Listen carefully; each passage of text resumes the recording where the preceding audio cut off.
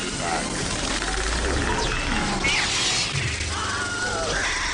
And you will know my name is the Lord. I'm walking here! I'm walking here! I'm sorry, Dave. I'm afraid I can't do that. Groovy. Did Alf's nose always look like cinnamon or pecan rolls to you?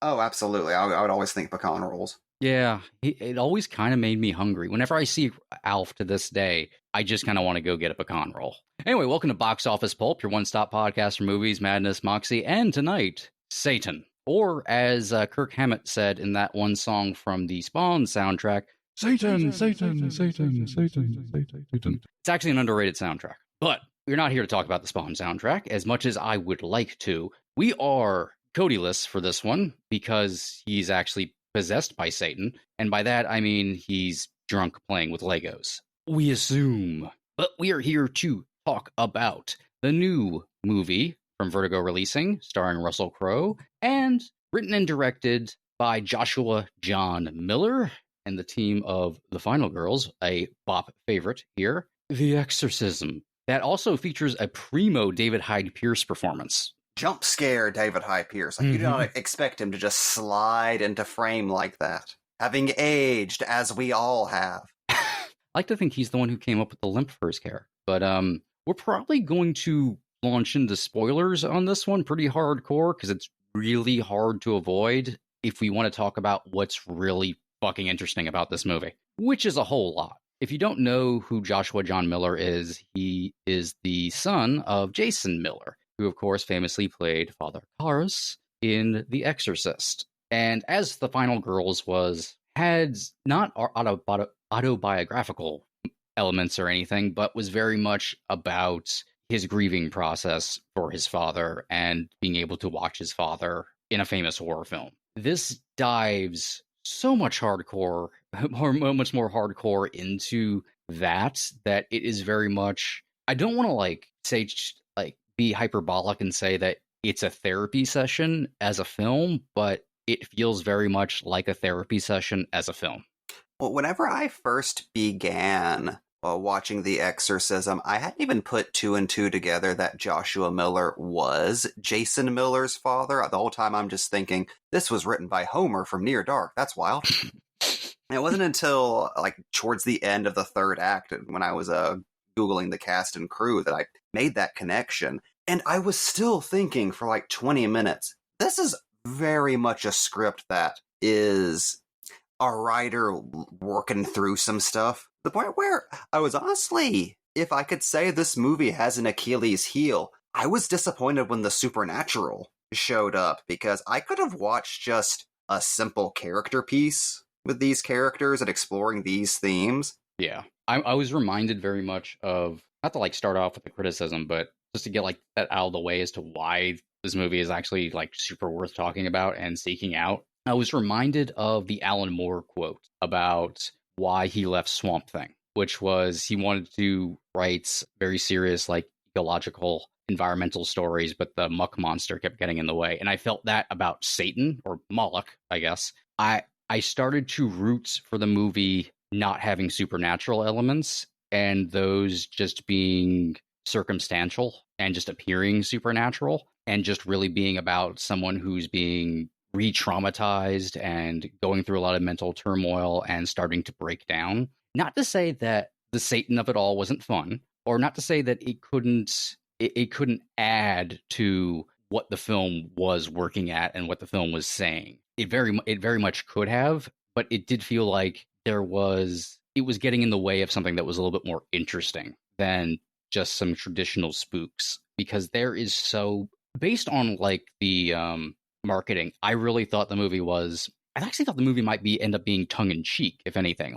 It's an actor who's playing the part of a priest in a movie, and then supernatural stuff starts to happen. It's Russell Crowe less than a year after the Pope's Exorcist. Yeah, it felt very planned and around that. You besides finding out that Josh Miller wrote it, and on top of that, the amount of personal baggage, for lack of a better term, that he kind of threw in there and is working through within the film itself. You also have elements of, honestly, the hook for me is guy who was molested by a priest, becomes an actor, then has to play a priest in an exorcism movie, and this severely triggers his PTSD. That was fascinating when that came up in the film. Like, that is such an interesting element. And you're playing with, like, you have Adam Goldberg playing this, like, really piece of shit director who, and the film is very much commenting, and you can tell it's written by an actor and someone who's been around a lot of film sets,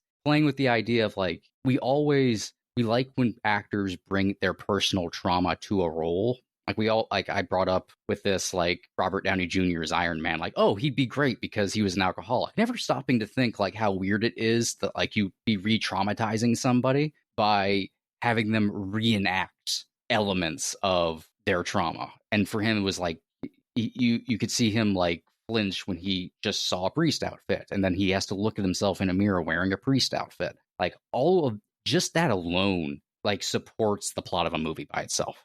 I know my partner and I's first thoughts as soon as the credits were rolling were, all of the traditional exorcism stuff was really cool to see in the context of a more psychological story like this, and it is very rare. I think this may be the only time I've seen an exorcist story where it's the parent and not the child who is the subject of the possession. Yeah. I mean, a little bit of that in Hereditary, but I wouldn't really call that a possession movie per se. And that stuff was really cool, but honestly, if the movie had been just a psychological descent that was punctuated with an act of violence, I think that would have been enough. And in some ways, I think that probably would have been a little bit more satisfying, because they do seem to be in an unfortunate middle ground where they chose not to keep it as low-key as they could have, but they also don't seem to have the budget or resources to make it as bigger as the inclusion of the supernatural, I think, would necessitate. So while the ending is satisfying, you are kind of left with a feeling of that maybe could have used a bit more oomph if this was as far as it was going to go.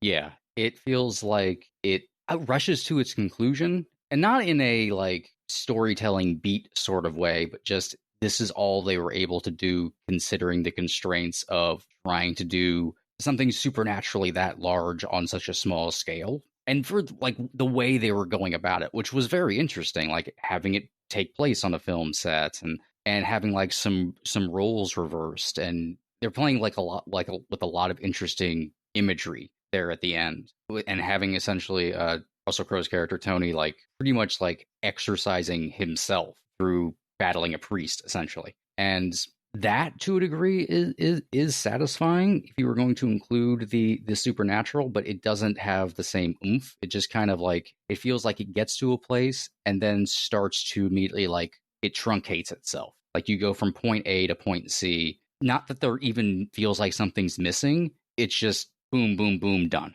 But speaking on the ending, like, what was your, like, takeaway of the final scene, more or less, like, after the exorcism and sort of, like, the place the characters are in at the end? Once again, spoilers for anybody listening. I don't know if I don't know what necessarily the intent may have been, but the ending felt very bittersweet to me. Yeah. Like, it kind of felt like you're watching Jack Torrance driving away with his family from the Overlook Hotel going, okay, we beat the evil hotel. Things are okay now.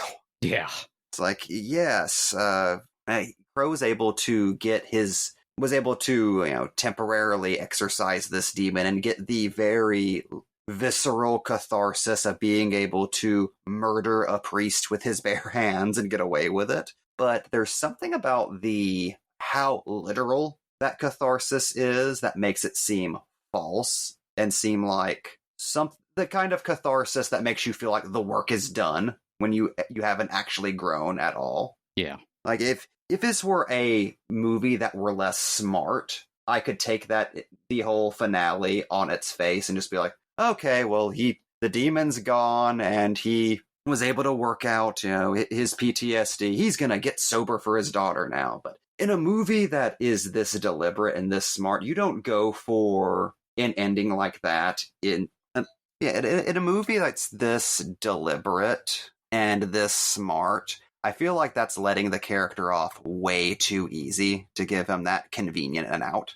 Definitely. And that's where I'm kind of like torn on it, and not torn in like whether or not I liked it or not. I do feel like maybe a little bit more of a coda would have been good. Well, I know how they got away with cold-blooded murder.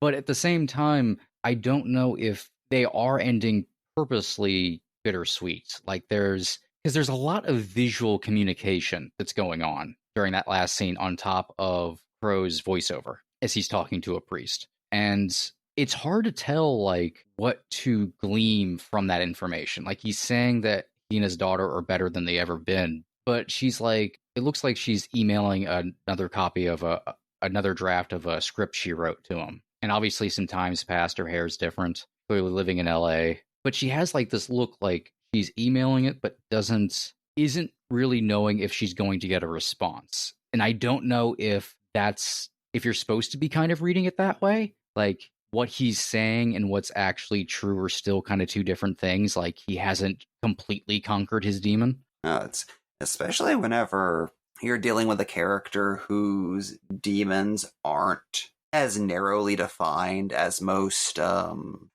characters troubled in the way he is normally are in movies like this. Like he's not just a guy with an alcohol problem. He's not just a guy who has childhood trauma he's working through. This is very clearly a dude who's made a lot of bad decisions, and a lot of those bad decisions have folded in on other bad decisions. Like, it doesn't seem like this is a guy whose problems are going to be solved by just getting sober. Yeah. One of the things I really appreciated about this movie having been very much written by an actor, because from all the stories I have heard over the years about this specific type of dude, an actor deciding to clean up his act by playing a priest for a couple of weeks and getting into that headspace rings really true. Yeah.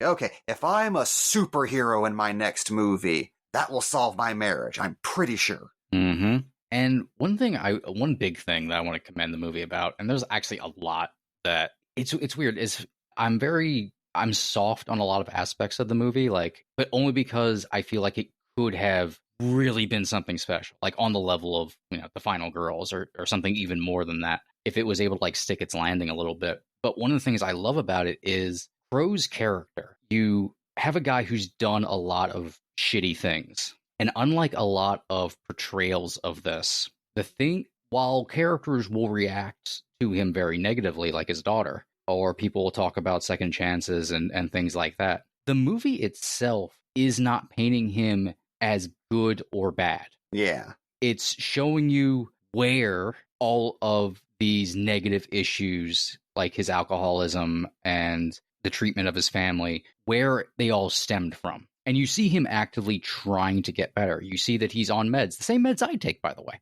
Those were accurate Prozacs that was put into his mouth. And you see him really fucking trying. And you see the movie is not making excuses for the shitty things he's done, but it's also not blaming him for the things that he has done. And that is definitely where you're getting the writing and directing coming from someone who has had that experience with a loved one, who knows like that mental health lens. Because it's true, in reality, he's someone with a lot of problems. It does not make him evil. And that's what's so interesting about like the possession part of the story, is that it's an evil entity overtaking what is a very broken human being. And that's where I think if you had to include possession, where that could have been like pumped up a little bit more, like why Moloch is, every time I think of Moloch, I think of I know, like, yes, he's long-running mythological demon, like all this stuff, but I just go to, there was a Mortal Kombat character named Moloch, and he had a rock in his hand at all times, like it was tied to his hand, and that's what I think of. I always go to the Watchmen villain, Moloch. He was played by Matt Frewer once. But yeah, you have him painted this way, and I really appreciate, from purely like just a mental health awareness sort of lens, not even just like trying to do a film in a better way, showing a character like that and not demonizing him, to no pun intended, but it would have been very easy to like just make him a shitty human being who has to overcome stuff. But you actually feel bad for him through a large portion of the movie, even when he's doing shitty things. There's actually times where you kind of feel like his daughter could maybe even try harder to understand him. Yeah. Even though the film makes it clear, like, but she still has her own trauma to get through as well. So you're not blaming her for the thing. It's very deft how it's able to handle that.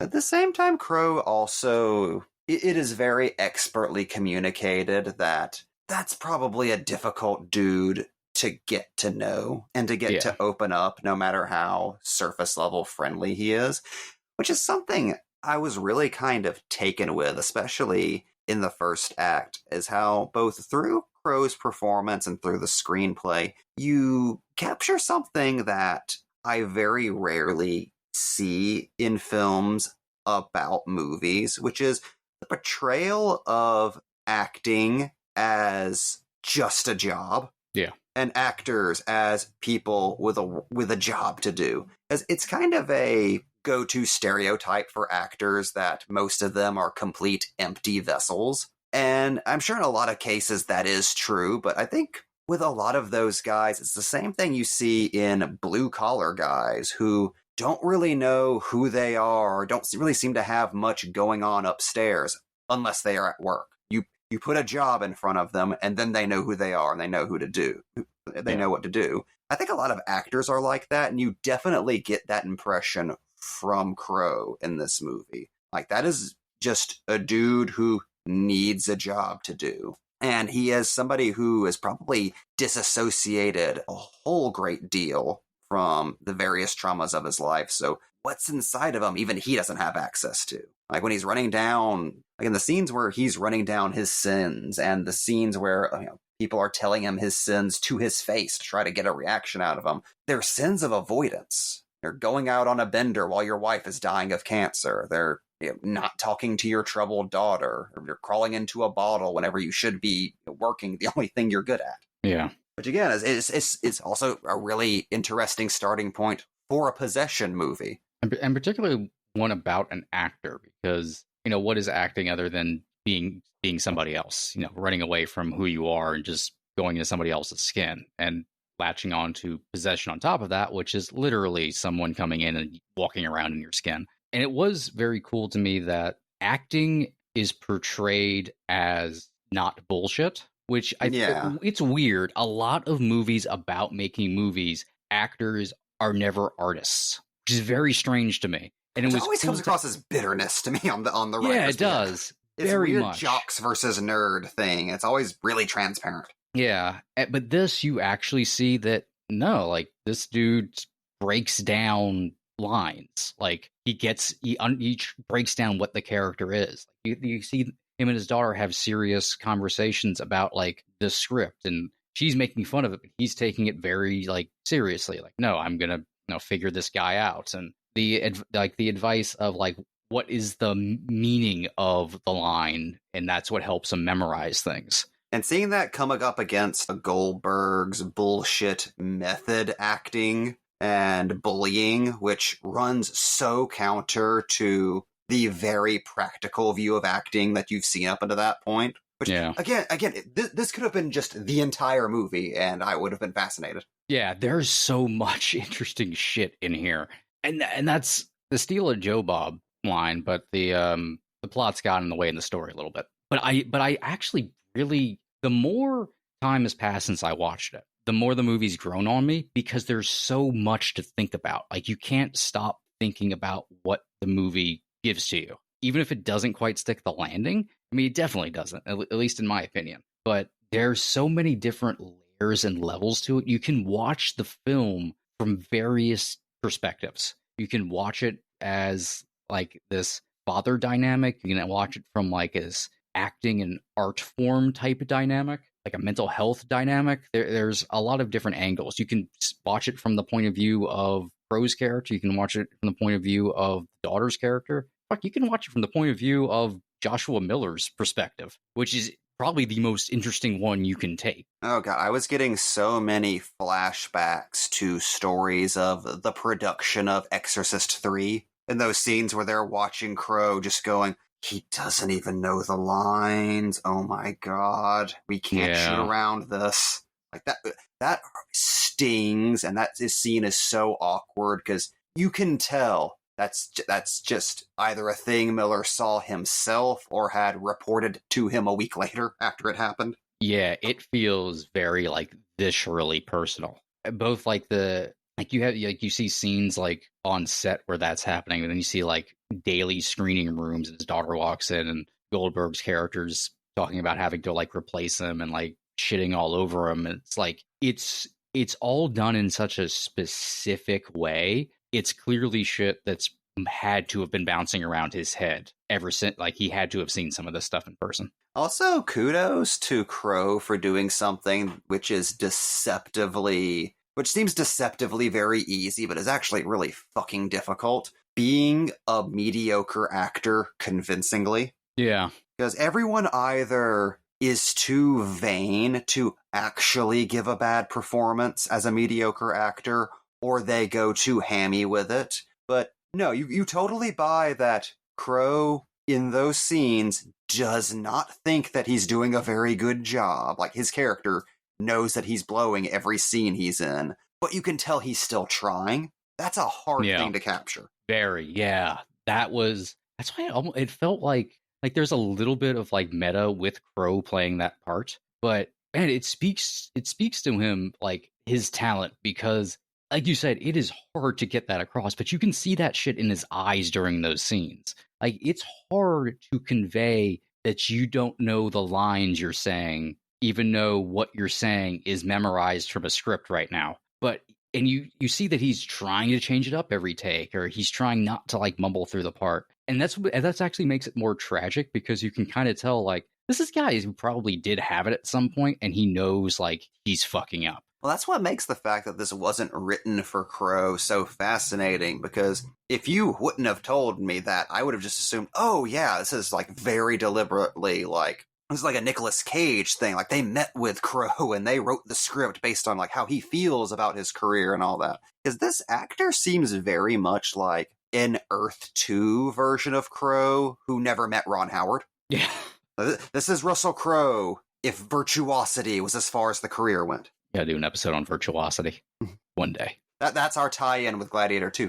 For some reason, I feel like Crow himself would be really happy with us. You cannot tell me Russell Crowe did not have the time of his life menacing Denzel in the future as the ultimate serial killer. He ate glass. What we're saying is, we here at Box Office Pulp would like to remake Virtuosity with the same cast. Just, honestly, I don't know if I could actually improve on it. It's kind of perfect. I'm sorry, we went off on a tangent about Virtuosity here for a second. But yes, The Exorcism.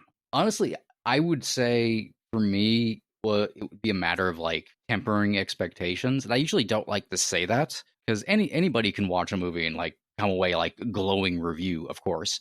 But if you weren't going to give it, like, a chance, at least go in with tempered expectations and look at what the film is doing and saying, because it's fucking fascinating. Yeah, if you are a big fan of the Exorcist series like I am, or if you just like any kind of slow burn psychological horror movie, I would definitely seek it out. Or if, again, like me, you are so endlessly bored with Exorcism movies and just want to see one that does something new with the formula, I will definitely recommend this. Hilarious to think this is a better Exorcism movie than the last Exorcist movie that came out a few months ago. We also get to see Russell Crowe battle David Hyde Pierce for like 30 seconds, and I think that's worth the price of admission alone, quite frankly. Okay, Mike, to lead us out, I want you to settle an argument between my partner and I. Who wins in a drunken, back alley, bare-knuckle brawl? David Hyde Pierce or Kevin McDonald?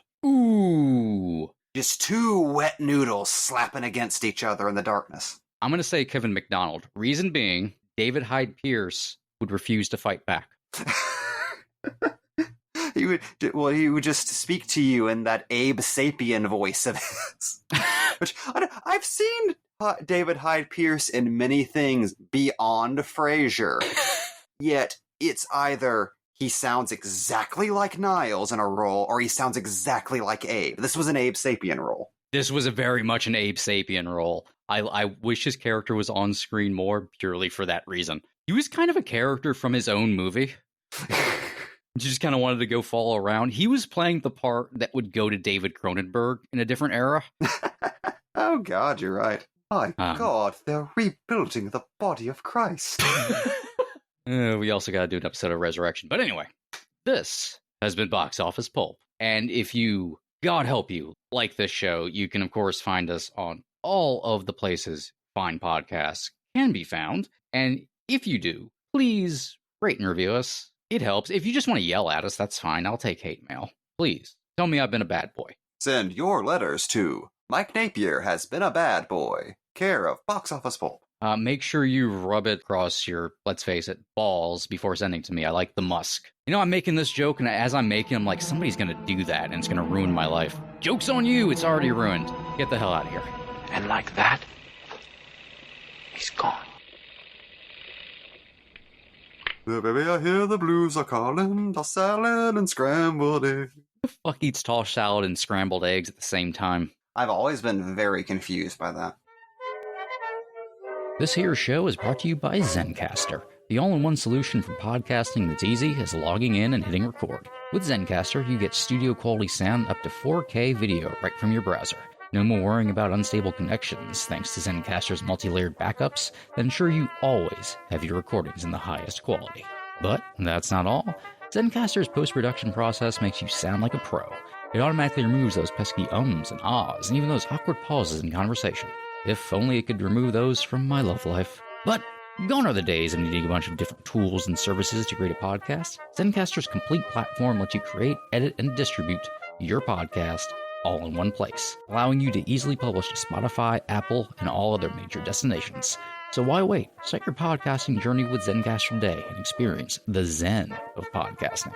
Go to zencastr.com/pricing and use my code BOXOFFICEPULP, and you'll get 30% off your first month of any Zencastr paid plan.